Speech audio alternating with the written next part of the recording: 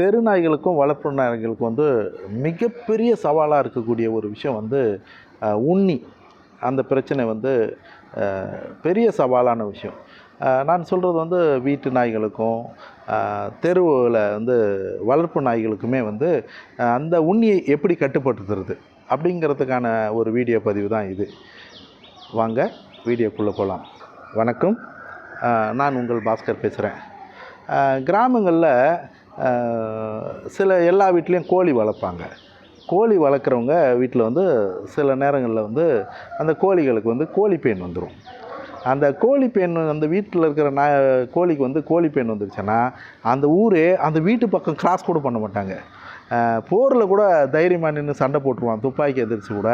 ஆனால் கோழிப்பேன் இருக்கிறதுக்கு வீட்டு பக்கம் கூட போக மாட்டாங்கன்னா அது காரணம் என்னென்னா, கோழிப்பேன் உடம்பு முழுக்க ஏறிடுச்சுன்னா அவனால் ஒரு வினாடி கூட நிற்க முடியாது, பயந்து நடுங்கி ஓடுவான்.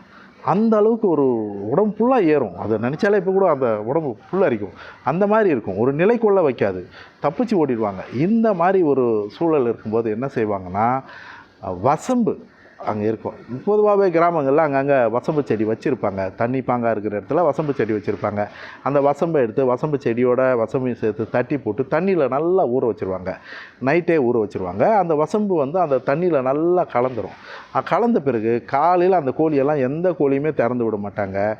நல்லா அந்த கோழி எடுத்து நல்லா அந்த தண்ணியில் நல்லா மூழ்க வச்சு முக்கி எடுப்பாங்க. அந்த தலையை கூட உள்ளே நனைச்சி எடுத்துருவாங்க. பிடிச்சிக்கிட்டு நனைச்சி எடுத்துகிட்டு அந்த தண்ணியை அந்த வாசல் முழுக்க, வீடு முழுக்க, கோழி பண்ணை, கோழி குண்டு, அந்த எல்லா இடங்கள்லையும் தெளித்து விட்டுருவாங்க. தொடர்ந்து இந்த மாதிரி ஒரு 3 நாள் 4 நாள் 5 நாள் செய்யும்போது அந்த கோழிப்பெண் எத்தனையும் இறந்துடும். அந்த கோழிப்பெண் பிரச்சனைக்கு முழு தீர்வு இதுவாக இருக்கும். இந்த மாதிரி தான் இந்த ஒரு விஷயம். வசம்பு வந்து ஒரு தொற்று இருக்கக்கூடிய ஒரு உண்ணியை அழிக்கும். இது வசம்போட தன்மை.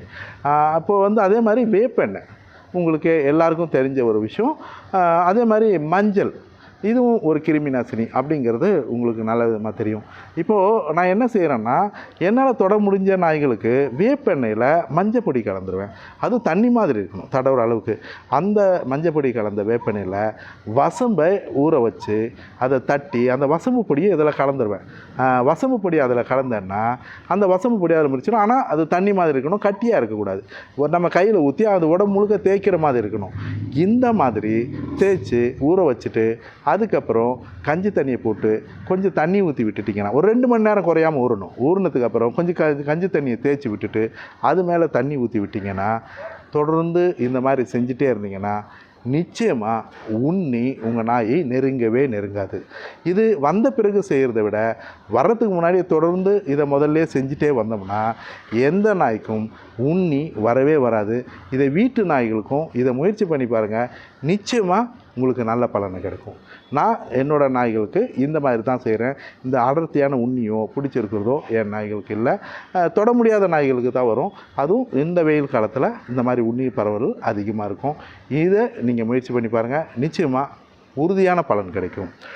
நான் வந்து தொடர்ந்து இந்த மாதிரி நாய்களுக்கு சாப்பாடு போடுறது, வைத்தியம் பண்ணுறது, இந்த எல்லாத்துக்கும் வைத்திய தேவை நிறைய இருக்கும். இந்த மாதிரி தேவைகளுக்காக உங்களோட உதவிகளை தான் அவங்களுக்கு எல்லாம் நல்லது நடந்திருக்கு. நீங்கள் உதவி செய்யுங்க, உங்களால் முடிஞ்ச உதவியை அவங்களுக்கு செய்யுங்க. உங்கள் மூலிமா அவங்களுக்கு நல்லது நடக்கும், நல்லது நடந்துகிட்ருக்கு. தொடர் உதவியை நான் உங்ககிட்ட எதிர்பார்க்குறேன். உங்களால் முடிஞ்ச உதவி செய்யுங்க. நன்றி, வணக்கம். நீங்களும் உணவளிக்க உதவலாம். Please help us to feed.